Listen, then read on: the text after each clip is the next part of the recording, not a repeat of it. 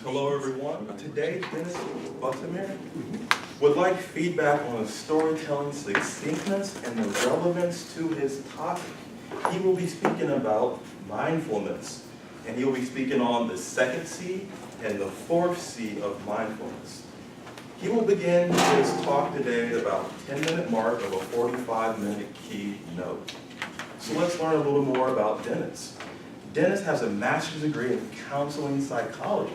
He's a certified coach. Not only that, he's also been a corporate trainer. He has a wealth of knowledge to display for us today. He's also been a mindfulness teacher, and his work has been not only on CNN and NBC Live, his work continues and continues to grow. The sky is the limit. Dennis has traveled the USA teaching professionals about neuroscience. He's saving our brain. He's going to help us here today.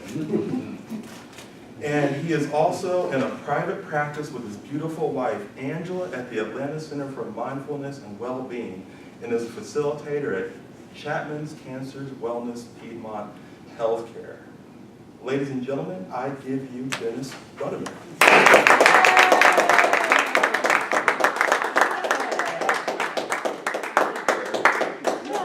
Thank you so much, Zach. You really do just dive right in. Awesome.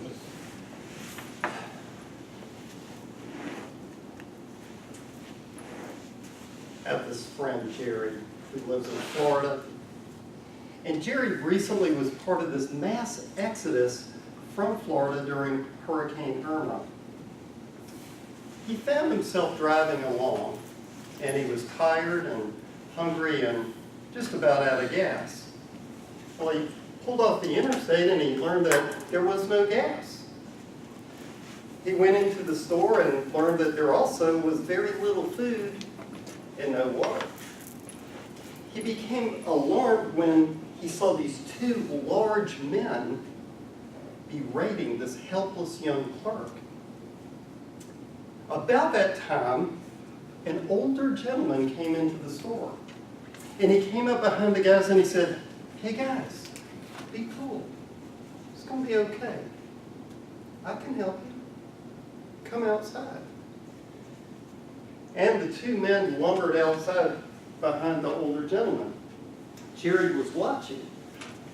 And then to his amazement, he saw the older man reach into a cooler in the bed of his truck and pull out water bottles, not only for those two large men, but for several other customers around. To his further amazement, he saw the man take out what Jerry describes as the largest gas can he had ever seen and began judiciously doling it out to various customers, at least helping them get a little bit further down the road. Well, that was pretty impressive. But what happened next was even more impressive to Jerry. And that was that one of those two large men hugged the older gentleman. Jerry was very touched. That man who hugged the older gentleman walked back into the store. And he goes up to the counter and he says to that clerk, "Honey, I'm really sorry. I've had death in my family. I'm out of gas. I don't know what's going to happen in my home. I made a complete ass of myself. I am so sorry. I'd like to buy your dinner." And he laid down what Jerry said looked like a $20 bill and walked out. Jerry's sitting there watching this thing like, is this a movie or am I hallucinating? About that time, the older gentleman came back into the store, and Jerry naturally just had to approach him at this point. He walked up to him and he said, "Sir, I don't know could you tell me, how did you do all this?" And the older gentleman said, "Well, I learned a long time ago that if you just take a breath and keep your cool and have a caring attitude, a lot of good can come from it." In our first session today, I was talking to you about the first C of mindfulness, or what we call mindful mojo for peak performance. And that's calm, and maintaining calm. And the second C that I want to talk to you about, let me get this to work here.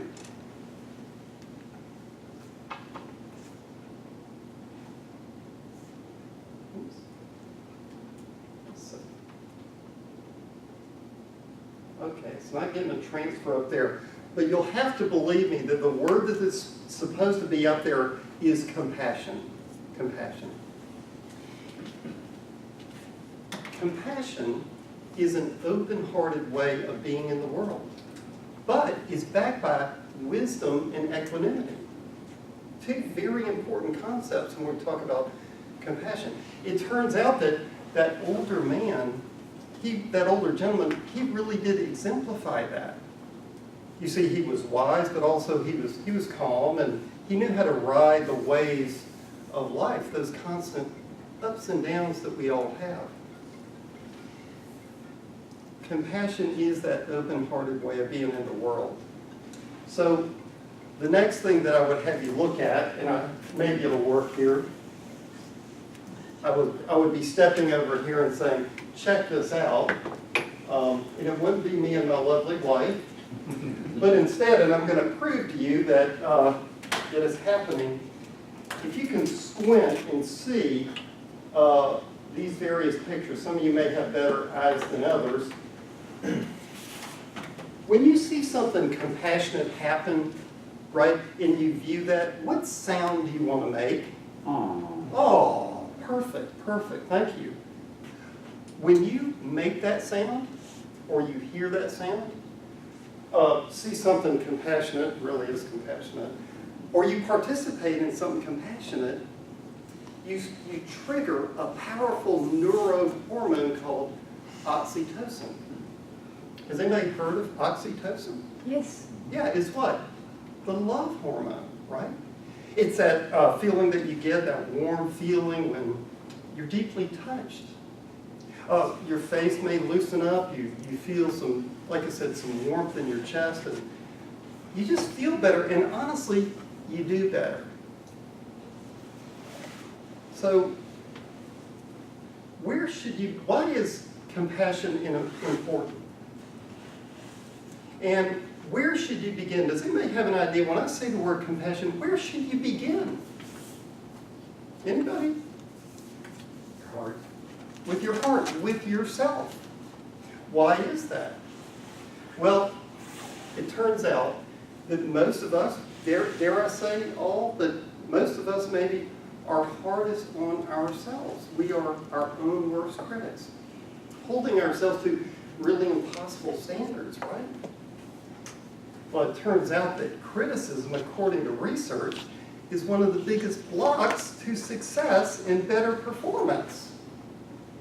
Oh, compassion is part of a success formula. Studies show that leaders who are compassionate are better able to lead, better able to inspire and create higher functioning teams.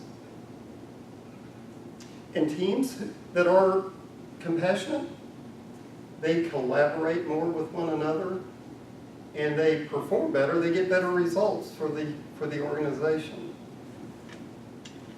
When you are in a place of compassion, you perform better. You do better with yourself, yes, but you do better even out in the world. Let's think about when you get on an airplane. Has anybody been on a commercial airliner lately? They still do that same thing, those same instructions, don't they? In the case of loss of cabin pressure, when the oxygen mask drops down, who do you put it on first?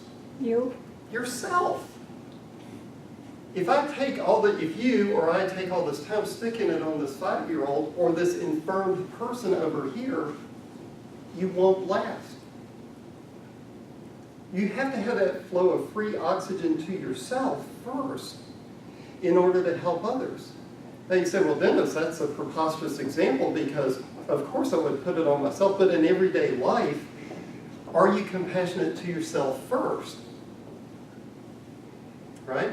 So some of you I've had this struggle in my life, but some of you may have had this struggle where, you know, I think that's selfish to be good to yourself first. Shouldn't you just give to everybody else first, and then if there's some left over, give it to yourself? Again, if you do it that way, you won't last. So thinking about what does compassion mean for yourself, right?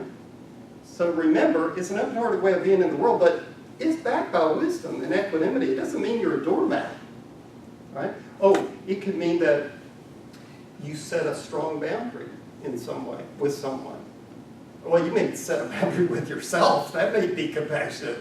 I don't need to eat that many cookies every night, for example, right? It could be something like that, right? There's different things that it could mean. But you know, one area that I've seen over and over as a coach all these years with people, and just being a person living this one, you know, people's self-talk is just really brutal. I'm such a loser. I'll never make it. I'm such an idiot. And yet, they think somehow that's going to help them perform better. And again, criticism is one of the biggest blocks to success and better performance. Sad but true. What would it look like for you? One size doesn't fit all. It might be working on that self-talk. It might be, yeah, it might be getting a massage, but sometimes it's hard to get a massage every day, right? So it might be connecting with people who really care about you. It could be just taking a break, a breather, for goodness sakes. I would say to you that you're not a machine. You're not a machine.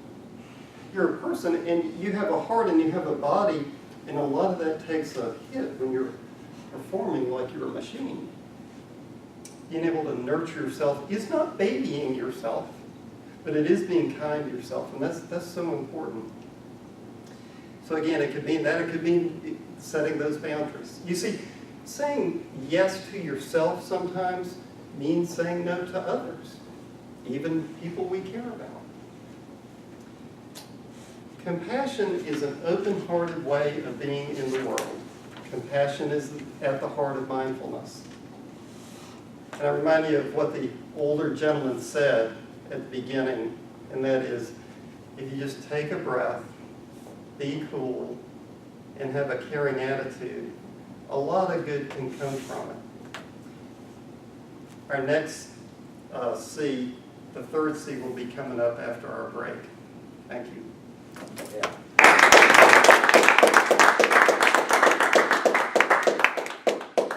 Thank you, Dennis. Thank you. Thank you, Thank you Dennis. so much, Melissa.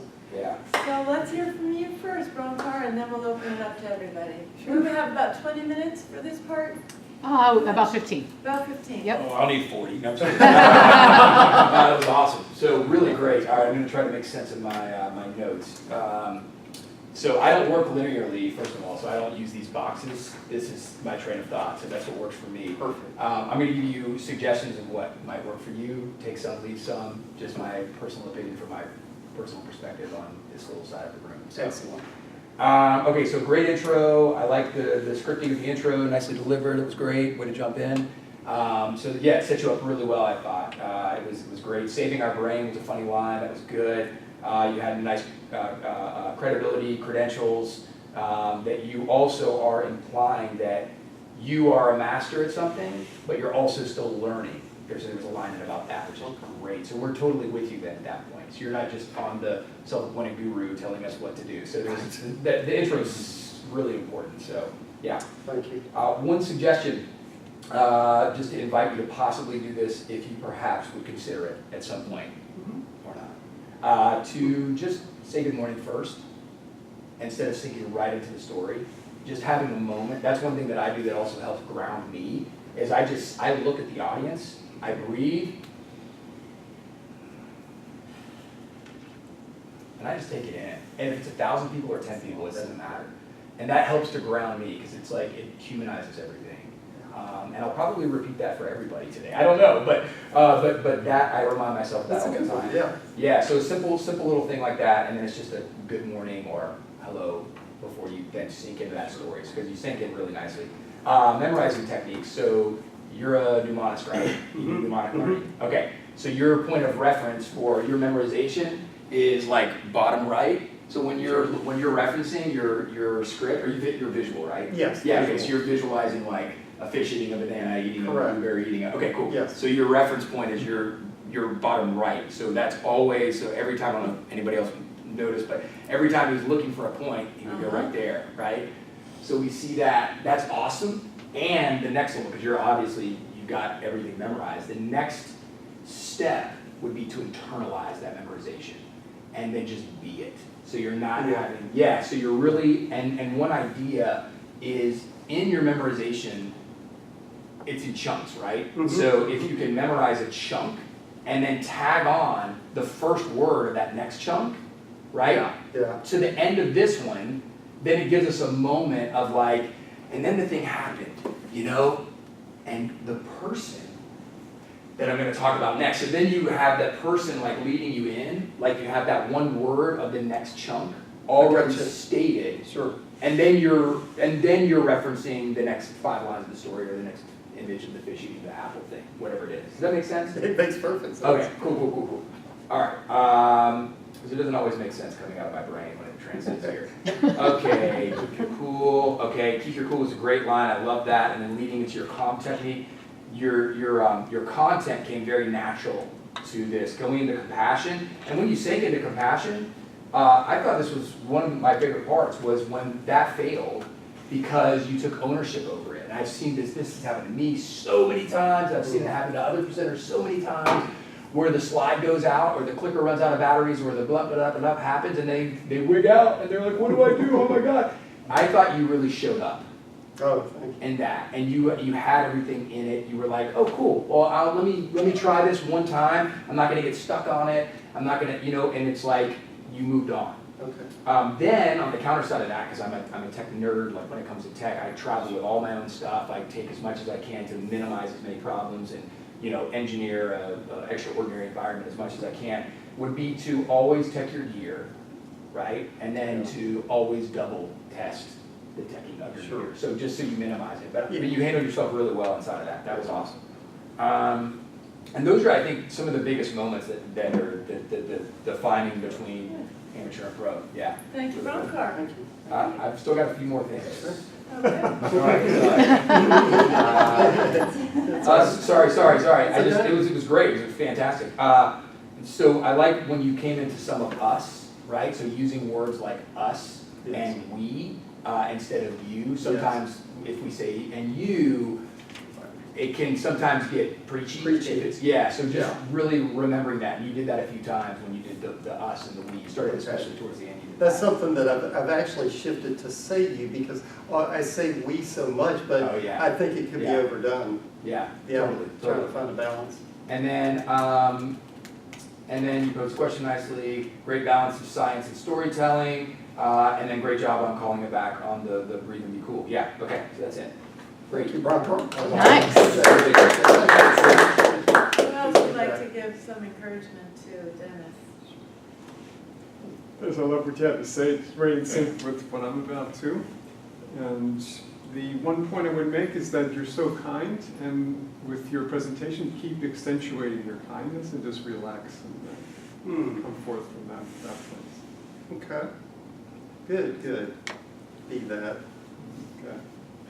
Dennis, I really like the use of your hands and your expressions. I think you did very good. They were very measured and very appropriate for where you were within your talk. I think you did a great job on that. Thank you. Appreciate that.